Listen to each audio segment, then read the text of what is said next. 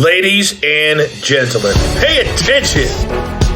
This is your boy, the coach from the WWE. I would like to welcome you to the very first wrestling podcast in the world to take you on a weekly deep dive into classic matches along with legends of the squared circle.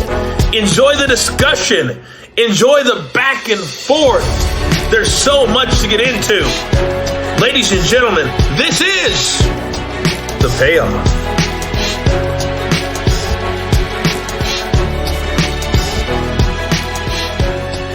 Welcome to an all-new episode of The Payoff. Jeff, we're covering Doink the Clown. What better to celebrate the first episode of 200 after, number 200, 201. Who doesn't want to talk our first Doink match? And, who doesn't want to talk about Marty Jannetty? Absolutely. We're talking Doink. We're talking Marty Jannetty.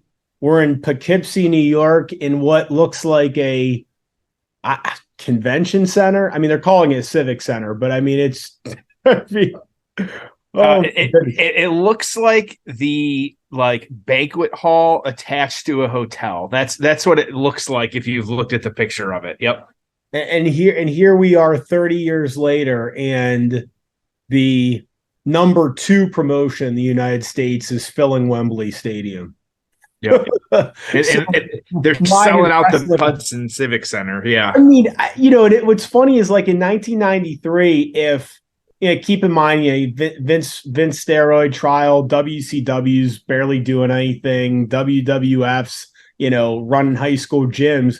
If you had told someone, hey, pro wrestling really won't be around in 30 years, you'd completely believe it. But God, yeah. But now it's like, oh no, well, this promotion's worth $9 billion, and there's another promotion that's filling stadiums, and I mean the TV rights are hundreds of millions of dollars. I mean, at this point, they were begging USA Network for airtime. So, man, it's just crazy to see the evolution of things. Absolutely. Yeah, this is an exciting one. I'm excited to talk about it. This is one that I've actually had it on our list for a while, as our longtime listeners know, or even if this is your first one, Tom, huge Jannetty mark. And so, so doing this, and this was one that when we were looking at different lists and I was trying to map out what was happening, like it just, for whatever reason, it kept popping up. And I don't know why, but it was just one of those where like, hey, this was a really good Raw match. And so I would say it's a fairly long match as well, too, compared to especially not even stuff on this card, but also just stuff you were seeing on weekly TV at this point. So, a good little background on Doink as well, too, and we get into it. But this is one where, why not type thing. So, yeah. Love it. Love it. Well, let's get into the build. Oh, it's time for the build. So, this was that era where, man, these Raws were just really fun. Like you can go back in the network and just watch one, and it takes 45 minutes, and the matches aren't that long. And it's like, oh, there's a short match, and then there's an interview, and then there's a skit, and it's like the cadence of these Raws, I just thought moved so well. You could probably say the same about the early Nitros. I guess that would have been like 95, but an hour wrestling show, we don't have many hour wrestling shows. I mean, you say that about NXT, and it's like, oh, well, NXT is 2 hours now with commercials, and Raw's 3 hours. It's just an hour-long wrestling show is just so fun, and I don't know if we'll ever, at least not in the WWF ever see it again, but really, really fun. So this is a great example, right? So this is June 21st, 1993, Poughkeepsie, New York. And like, look at what happens on this show. You have the Steiner brothers winning a squash match in 3 minutes and 50 seconds. That's fun. You have this match that it's going to go 20 minutes. So a really good wrestling match. Mr. Hughes wins a squash match against Bobby Who in 3 minutes. And then you had Razor Ramon and the 1-2-3 Kid. They're going to go to a double count out, but they're continuing that whole storyline. So like, that's a really fun show. And but I'm curious because, dude, we like never saw best of 3 matches in this era. I mean, there were a few here and there, but it's not like some device they went to on a regular basis. even to this day, we don't see many 2 out of 3 fall matches. Mm-hmm. So how do we get to this? Yeah. Marty Jannetty best of 3 match. Yeah, and so this is one where I'll start on the background. Doink. Doink was at the time. Bruce Pritchard has said that it was actually the Road Warrior Hawk that came up with the idea for like the Joker type, miserable clown character. Who knows? But that's, I would believe, kind of Bruce on this one of where it came from and all of that. But it was actually, he wasn't a wrestler at first in regards to when he made his debut. I kind of compare it to like the guy, you see the videos at like SeaWorld with like the clown that's just kind of like walking in front of like the tank before like the show to kind of engage with the crowd. That was a little bit of what he was doing, is he would interact with the crowd at ringside. He would kind of play tricks on not only fans, but other wrestlers as well too. And so while he made his, I say, debut in late 1992, it wasn't actually until really 1993, the following year, but later, where he made his in-ring debut. He did, I say, debut as a heel, kind of being the mean clown type character. If we all remember, he had a match with Crush. It was WrestleMania 9.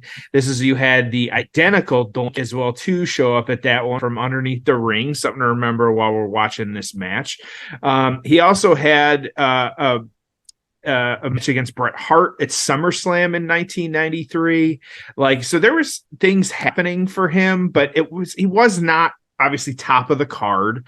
It was really a character gimmick. This is very much in the heart of, like, if you had a job that was like a little bit different, or a specialized job, which clown is that, you could get a job in the WWE as a wrestler. So, really interesting. So, not a ton on Doink at this point other than that. Now, Jannetty at this point, on the flip side, it was barely a month prior to this that he came back challenging Shawn Michaels for the Intercontinental Championship. Of course, as we've been over the story multiple times, but appearing out of the crowd when Shawn was being interviewed by Vince, after Shawn said he would defend the title against anyone. We know that there's the back and forth there. Jannetty winning it. He did have title defense here and there, but losing it he had lost it prior to this match with Doink. It was the non-televised match, Diesel debuting, all of that. We know that story as well too. And so I know the background on there, but it was really after he lost that championship back to Michaels, this was his first feud after that. And so it's funny, we all know that big storyline, and we've talked about it a little bit before, but like, how many people go back and watch the aftermath match of like this incredible story between Jannetty and Michaels after Jannetty came back? It's like, we are today. Like, that's what we're doing. And so they're really, like, I actually tried digging quite a bit to try and figure out why it was 2 out of 3 falls. They're really, like, other than it just was, I couldn't really find like, hey, here's the rationale behind it. After we watched the match, I have some reasoning for why this was the case, but up until this point, we really didn't know what the deal was or why it wasn't too. But I think you make a good point. Like, this wasn't happening on weekly TV much. Like, even like your main event with Razor and 1-2-3, who were pretty deep in a feud, were doing 5 minutes. And so to have a 20-minute best 2 out of 3 is pretty impressive, actually. Yeah, the only thing I can think is they needed to fill 20 minutes of TV time, and they figured 3 falls would be, more action than just one fall. That's the only thing I can think of. Yeah, I think it will reveal itself during the match. I think you are right in that sense, but I think there were some limitations as well too on certain wrestlers in the ring as well. So yeah. All right, you ready for this one? I don't know. I'm not gonna lie. I don't know what we're getting into here, but I am pretty excited. I've had this one on the list for a while, so I'm ready, my friend. Yeah, I'm really looking forward to this one too. You and I agree on that. So this will be a lot of fun. All right, so 9 minutes of season 1, episode 22 of Raw on Peacock, June 21st, 1993. 9-minute mark. Jeff, are you ready? I am ready. All right. It's time for the payoff. Ho! It's time for the payoff.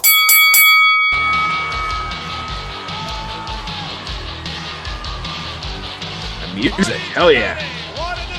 Earl Hebner, referee. Marty Jannetty's ready for this one, and he realizes it's 2 out of 3 balls. I predict he's going to beat him 2 straight. Now, Bobby Heenan, wait just one moment. Bobby Heenan, what did you see underneath the ring? I'm concerned. At the top. All right, so Vince speculating what's under the ring. Marty in his classic Rockers gear, Doink looking like Doink. You know, that's Vincent Savage on commentary. Yep, and Vince. The thing you have to respect about Doink is, you know, he's that rare breed that really could work well as both a baby face and a heel. Mm-hmm. So when I think of guys that just were incredible baby faces and heel, I think about Hulk Hogan, and I think about Doink the Clown. Of course, who doesn't? Like, I'm actually surprised, like, you didn't put him above Hulk like that. You know, that's just a class of his own. Absolutely. So, but I do think that's a kind of an over. Again, you look at, you know, I think that, you know, most guys in their career work both as a baby face and a heel. I think some of the class examples are Ted DiBiase was always a heel. Ricky Steamboat was always a baby face. You know, you have some of those examples, but for the most part, everyone works as both a baby face and a heel throughout their entire career. What's interesting is how many of them were world class at both. Yeah. So like Ric Flair, world class heel, but was he really ever a great baby face? No. Okay. You know, Steve Austin, was he ever a great heel? Not really. I mean, he was a great baby face. Mm-hmm. You know, so even some of the all-time greats, you know, I think The Rock did both really well. I think Shawn Michaels did both really well. I think, you know, arguably the best example ever is Hulk Hogan, because he was one of, if not the biggest baby faces ever, but he was also one of the hottest heels ever, right? So like biggest heel turn ever. Yeah, so like give him a notch there of, like, you know, one of the things that just makes him like the, you know, greatest or one of the greatest of all time is the fact that he was both one of the best baby faces and best heels ever, right? So like I just think there's just not a lot of guys that you can truly say that about, even on the Mount Rushmore. You know, Roman Reigns, incredible heel, but he's never been a great baby. Now, could that happen? Yes. Like, do I think that Roman Reigns at some point, and it might be a year from now, it might be 3 years from now, could he be a mega baby face? Yes. Of course, with him, I wonder, is that ever going to happen, or is he going to be like a part-timer soon? I mean, I think Roman Reigns. I mean, I think at some point sooner than later. I know he already is a part timer, but I'm talking like a Hollywood part timer. Like that day may not be that far behind. I don't think it is. Yeah, need the money. He certainly doesn't need the money. So, you know, is he going to be a full-time baby face for a few years? Probably not. I don't see it happening, and I think like someone like Cena. I think that we will see Roman get in that category of, you know, is he, isn't he? But I think he will be on the other side of the coin. Like, he will be on a heel, or he will be a heel, but we'll never really see him make a true babyface turn. I'm with you. I think, like, I was thinking of, like, and a lot of people, like, while they are very, you're right, there's a lot of back and forth, but some, like, the crowd rejects very hard some of these people when they try and make the opposite turn. I think like someone like Seth Rollins right now is probably one of the better both lanes, but he could do anything as either heel or a baby face. But then I think someone like Charlotte, like, she is not well received as a baby face, and she doesn't like being like, she has come out and said she doesn't like it. And so I feel like that's very much like part of it as well too, of like, part of it is like, and good for them. Like, she is just built as a heel, like, have her be that forever. And I'm perfectly fine with that. And so, and this is where you start getting this, they push it on us as we don't like it. I think that's part of why Roman didn't, like, you figure 5 years ago, like, boy, nobody liked him as the champ and where he was as a baby face. But now that he's a heel, man, like, He's going to hold that championship belt for like now we are in Bruno Sammartino territory of how long is he going to hold it? It's going to be a long time. Like he is not going to lose it. And we've seen a lot of this. Triple H wants very long title reigns, and I think that's what we're about to see. So, well, and I mean that's something that I feel like we've begged for forever was. Yep. Give me long title reigns, you know what I mean? So give me a long IC title reign. Give me a long world title reign. Like, please give me that. And gosh, we're getting it. Yeah. There's a lot of them right now. I mean, you go, oh my goodness, Bianca, year-long title. Gee, where'd that come from? So I really like that. Marty's actually working pretty smart here. I enjoyed. I don't know if you saw the move where he did like a springboard kick flip to Doink, and then Doink tried doing the same thing, but Marty did a great job of reversing it, kind of like stopping short and then kind of dropping a knee on Doink. And so he is tossing Doink around though. But had I seen somebody, it could have been him. And imagine Razor Ramon waiting in the wings. He is seething. Razor Ramon, humiliating. Oh, so good. Yep. It looks great too. Like, yeah. Oh yeah. Well, I've said it before, but like, if Marty had his head on straight a little bit more, what could have been, it's kind of there's two sides of it, right? So one side is, well, he never gave himself a chance because of, his behavior and not being able to be counted on. At the same time, you're kind of set up for failure when, you keep the look and music of the tag team, even though the other guy put you through a barbershop window.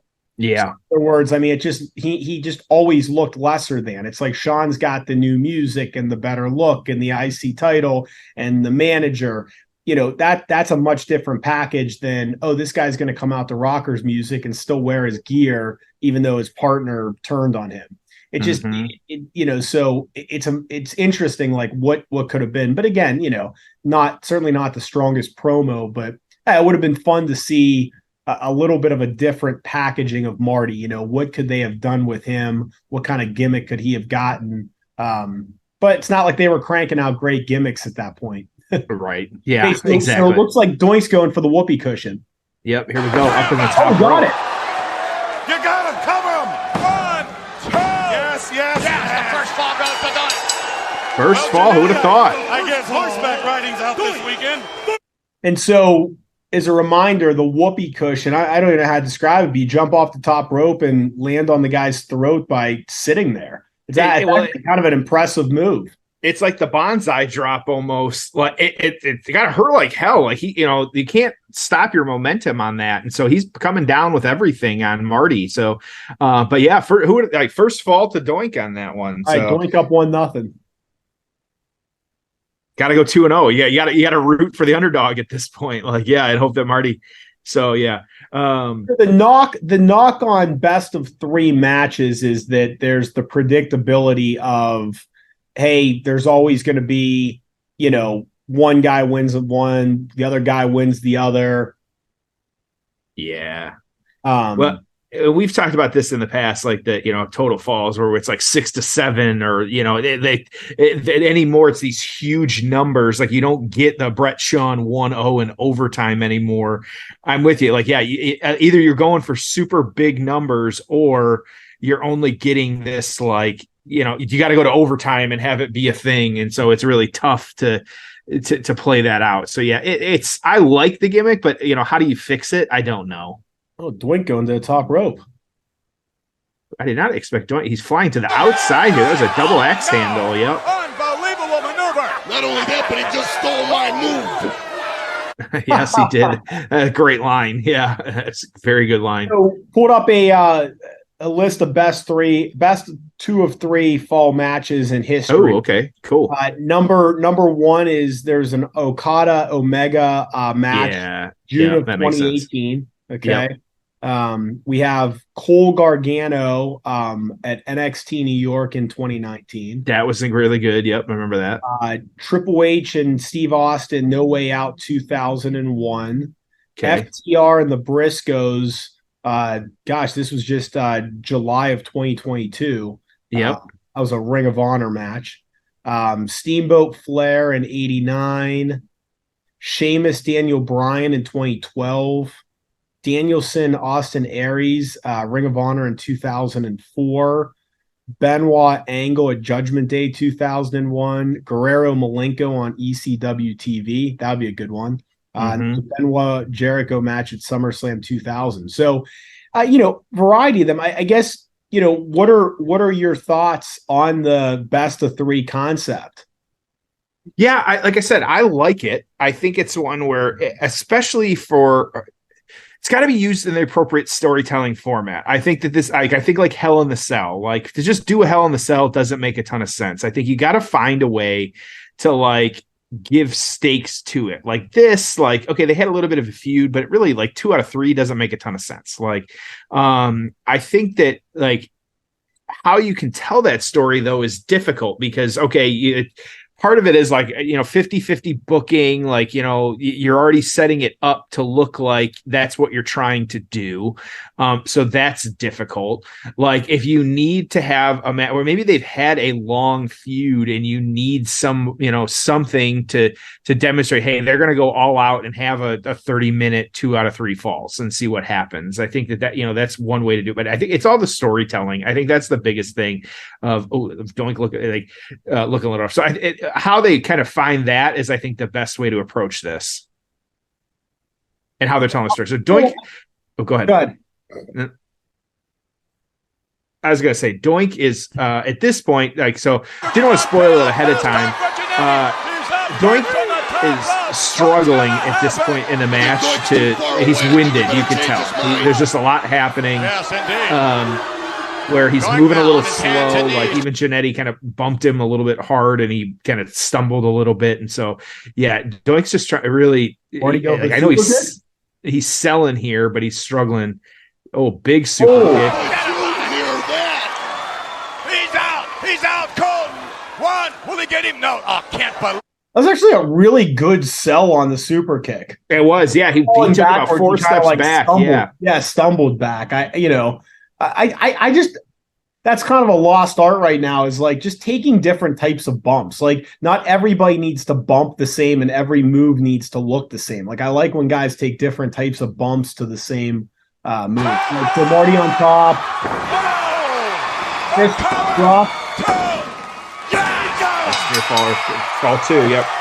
Yeah, I feel like I was just recently, I read again, and you and I talk about this. It's that some wrestler comes out and says the NXT is training them all the same way. Like we you and I hear this, like, and so how they're taking bumps. I feel like we are seeing some different stuff down there. I have been impressed. I've been watching at least more clips or having NXT on in the background a little bit more, that like there is a lot more different moves coming out of there. So I am very interested to see what the future of some of those things look like.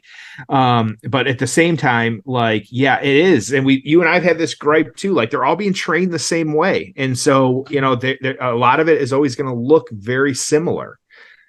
Well, trained the same way physically, trained the same way to deliver promos, look the same. I mean, everything, and it's like, that's the beauty of the old territory days, is you had guys that were, roided up monsters, and you had guys that weren't even really gym guys that didn't have the greatest physiques and were going bald, and you had guys with crazy ass gimmicks, and you just had this variety show. Yep. What I don't want is, I don't want to turn on Raw and go, oh, there's one guy that's 6'4" and has long black greasy hair, and he's wrestling another guy that's 6'4" with long black greasy hair, and they both do the same moves and they both wear similar tights. I mean, that's not enjoyable. What's enjoyable is the contrast of Hulk Hogan and the Ultimate Warrior. Tall guy, short guy, jacked up guy, and Kevin Owens, right? I mean, you like that variety, and I think that those contrasts are what make matches. And it doesn't always work. Sometimes guys don't mix, but that's what I prefer. I'll tell you. Go ahead. I'll tell you another device that I don't know why we don't really ever see is the best of 7 series. the only two that come to mind, and I know there's probably been others, but like there was the Sheamus and was it who did Sheamus? Yeah, they had that. It wasn't Drew, was it? And then they became tag team partners. Who was that? I'm looking it up real quick. Okay. Yeah. So there was that one. There was the old Benoit Booker T one. It was Sheamus and Cesaro back in 2016. Yeah, and then they became tag team partners. Like I just think that's like such a. I mean, with the amount of TV you have to produce, why not a best of 7 series with 2 guys that are in a feud? And I know it's not for everyone, and you have to do different types of matches and all that. But like, you're telling me there aren't guys on the roster where, hey, whether it's a tag team or it's a singles, but I just think that's a really fun thing to do. You can kill 2 months, 3 months of television going back and forth doing those matches. Yeah, I think that I think we will start to see more of it with Triple H too. But I say some of these more gimmicked matches. I hope to see more tournaments. I hope to see more. It's interesting with him when he introduced the new belt. There were so many what ifs that came out after that, and like immediately I remember like that night, whatever it was, like even like Finn Balor, who hadn't been in the picture for a long time, just standing next to it makes you question it. And then you've got to factor in the Judgment Day. Like, is he going to leave the Judgment Day to do that? Like, it's just there's all these things that kind of play into that when you start thinking about it. Same with like a tournament. Like, granted, you have to do something with it after the fact. You can't just have it be shit on and nothing comes of it. We all forget about it. But like, I think that there's a lot of opportunity there too, just to have us see kind of what's happening, what's going on. Like, yeah, it's very interesting. So yeah. How many guys have used the Doink gimmick? 3, maybe 4. There's a few different answers to this. Okay. Your range is anywhere from like 7 to 10. So Matt Osborne was the original Doink. Yes. Okay. Steve Kern was the Doink at WrestleMania 9 and occasionally used as Doink. Okay. Steve Lombardi, the Brooklyn Brawler, was occasionally used as Doink. Dusty Wolf is a gentleman who wrestled as Doink in NWA Kansas and Wrecking Ball Wrestling versus Matt Bourne. Okay. Ray Apollo was the full-time Doink after Matt Osborne left. Okay. Mark Starr wrestled as Doink one time at the National Wrestling Conference in 1994. He wrestled against Greg Valentine, of course. Are we up to 8 at this point? I think. Number 7 is Nick Dinsmore, Eugene. Yep. Wrestled a SmackDown match as Doink against Chris Benoit. Now, for storyline purposes, Jeff Jarrett once dressed up as Doink to pull a prank. Oh, here comes another Doink. Just entered underneath the ring. Men on a Mission and the Bushwhackers wrestled as the 4 Doinks at 1993 Survivor Series. And Jericho. I don't have that match on our list, unfortunately. Chris Jericho took on the persona of Doink in order to perform an ambush on William Regal. Okay. So there you go. Okay, so second Doink under the ring. Marty's looking. On the other side, he's trying to tell the official. The official is counting. Oh, juicing that. He just kicked a field goal with Jannetty's head as a football. Well, that was a hard kick, yeah.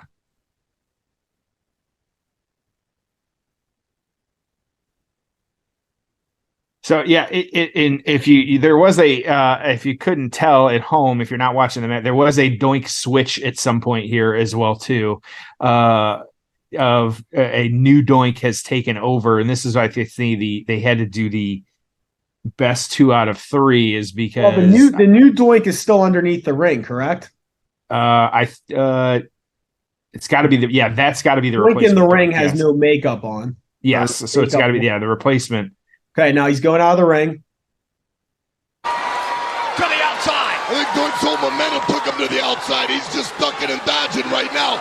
Now we got Different commentary, psychological too, and I think warfare these along with pictures physical sitting next to me, intimidation. when you have Howard Finkel right there. Doink kicks line on the outside. Okay. Oh, there he goes under the ring. Wait a minute, the official just trying to... Oh, that's the old trick. Fall through the other Here he side. comes. He's going to come out the other side for sure. He's going to come out the other side. Jannetty too smart for that. There's one guarantee in life. There are no guarantees. Wait a minute. No. Hey. Back on this side. Back on this side. Turn No, around. Marty. No, Marty. Pin around. Yeah. What a baby Jannetty Jannetty. playing possum. Jannetty hammering away. This Doink's still missing Is that Nate. the same Doink or not? I think this is the first Doink, I believe. Man, go down. This From is the outside. that is the same Doink because look at the paint right there. We're back under the ring again. Wait a minute. And now we got another Floor one. under there. Okay. Hey, Check the paint. I think the Doink was pulled under the ring by. Yeah, that's definitely the new Doink because you've got No, all it the is face not. paint. That is Yep. not. Check the paint. Wait a minute. The paint smeared. I can A see it. cover. 1, 2, no. A kick out by Jannetty. Yeah. How about Doink up and get on him? Against all odds, Jannetty kicks out. Man, Great this- commentary. Your great commentary. Like, oh, quick little small Wait. cradle. Small Yep. package. He almost Okay, now Doink, the new Doink refreshed. He's up quickly. Yep. So we're working with a different Doink at this point too. Is Jannetty trying to get the third fall here? Great commentary there as that was happening. That's good stuff. Good storytelling. Yep.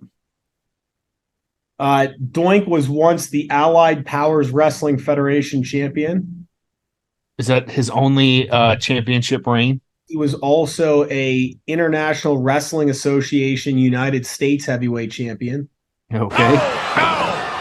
Oh, Come on, is that Jannetty. it? Kick out. Kick out. Kick One. out. Oh, This is me. Doink with the dub. Here is your winner. wait a minute. Randy Savage is in the ring. Good point, dude. Randy Savage Savage, is he's talking to the happy. official. Randy Wait a Savage minute. is Randy happy. Savage. Randy Savage is taking matters into his own hands. Yes, he's going after the Doink. Now he's got the other gonna one. show this official there's Yep. not one, but there's two Doinks. Savage can't do that. Look at that. There you have it. There you have it. There are two Doinks in the ring. That's not one. There are two Doinks. Jannetty gets the dunk. Marty Jannetty gets Ladies the and dunk. gentlemen, the referee has reversed the Wow. decision. Here is Wow. I don't see. Yeah, there you go. Jannetty. Marty Jannetty is victorious. Yes, there's the Macho Man. Fans go But wild. Jannetty, the disqualification is a result of the Macho double Marty Doink. Hogan. What a matchup. What else is going to happen tonight on Monday Night Everybody Raw? on their feet for Marty, man. Place going nuts. I know. Yeah. All right, let's get into the aftermath. Ho! It's time for the aftermath. Well, I got to tell you, man, that was fun. I got a few fun thoughts here. I think one, I have to give props for props are due to Marty. Like, very hard to do it nowadays, but like, it's got to be super tough to be wrestling one person and then all of a sudden be wrestling somebody else. I get that it wasn't like, for very long, but different body, like just the way they react, like you got to be really smart to have a match of that style, because otherwise, like, you're really going to be struggling. And so I think, credit where credit's due. He did a very good job there of adjusting to somebody new, and it made for a really great match. Also, as well, too, when was the last time we saw a referee reversal on a call? Like, I think it's a lost really gimmick of kind of, something that should happen sometimes. Yes, it does. And I'm sure that, the internet can let me know because it's probably more recently than I remember, but it was a big deal back then, like, to have the reversal of a call or something like that. And so I think that was just really interesting. So, but I was super entertained by Marty more than anything. Yeah. I thought it was good. It's funny, man. It's like Randy Savage, like they couldn't have found something better for him to do than, being involved in this story. Come on. Oh, I think he actually wrestled and beat Doink at one point. You may cover that, but so it's just, oh man, like, come on. Like we can't do anything better with him. Yeah, it's upsetting. But so what we're at, on this one, you actually had Doink. The part of his storyline here was it was actually feuding with Jerry the King Lawler at this point, and like you said as well too, the original Doink, Matt Bourne. Like it's like getting fired. It was the story that's out there was like kind of drugs and things like that, which at this time not surprising. But and then Ray Apollo taking over the role as that one. You also had Dink coming into the picture as well too, and this is as well too less of a heel and more of just like a kind of comic relief character, things like that. And so, but eventually it was Doink and Dink battling in a loss, unfortunately, against Bam Bam Bigelow and Luna Vachon at WrestleMania 10. So yeah, great, whatever. So Jannetty, though, on the flip side on this one, it was actually him and 1-2-3 Kid, the main event of this show, actually winning they won their Survivor Series matches and then ended up winning the tag titles, the two of them from the Quebecers. That would have been January, so about 6 months later. They lost them. It was a non-televised match at Madison Square Garden, with clips of it and things like that. And so, but then in the, you had him injuring, it was the lead up to WrestleMania 10 as well, too, with the injuring of Chuck Austin. Nothing, don't really know the full story of kind of what happened there, but Jannetty really kind of disappearing until a few years later and showing up in Extreme or ECW. So yeah, just so in this feud, obviously not really going anywhere. So Doink. Dude, go Doink, ahead. Did you see, by the way, what Doink was ranked in PWI in 1992? I have the PWI for you, and one Marty Jannetty is number 13, which not surprising, but Doink one shy of breaking the top 25 wrestlers of 1993, coming in at number 26 in 1993. And so just crazy to think about that. And so there was not stars given to this because it was just a Monday Night Raw, but it said Doink beating Marty Jannetty 2-1 when a fresh second Doink took over during the final fall for the exhausted Doink won. After the match, announcer Savage pulled the first Doink out from under the ring, revealing that there had indeed been two Doinks. So this is what I'll give my score first on this one. Just, why not? I was sports entertained. Like it's not, no. Is it a 10-star match? No, but I'm going to give it a 6. It was perfectly fine. Like there was nothing wrong with it. In my opinion, I think maybe even a 6.5 because of Marty's performance. He actually did look pretty good. Like he was out there working really hard. But yeah, this is one where I enjoyed it. I'm glad we covered it because it was just a fun match. That's really what it boils down to. Yeah, look, I'm giving this a 5, but it was a really, really fun 5. Like it's nothing wrong. I'm like, that was fun. Like, yeah. You had Savage and Heenan and McMahon on commentary, the switch, good match. Marty, crowd was into it. Fun Raw. Got nothing wrong with that, man. I enjoyed it. Yeah, absolutely. So good stuff. All right. I want to remind everyone, of course, too, our sponsors on the show here at The Payoff. Don't forget about manscaped.com, all kinds of that new stuff. Summer months now, it's time.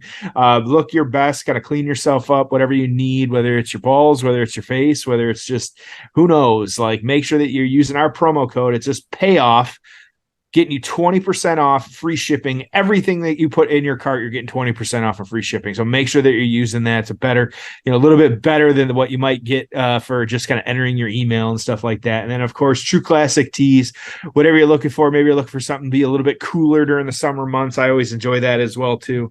Make sure to check out all of their different gear, shorts, kind of, like your workout type stuff, whatever you're looking for, they've got it. And that's Payoff 25, Payoff 25.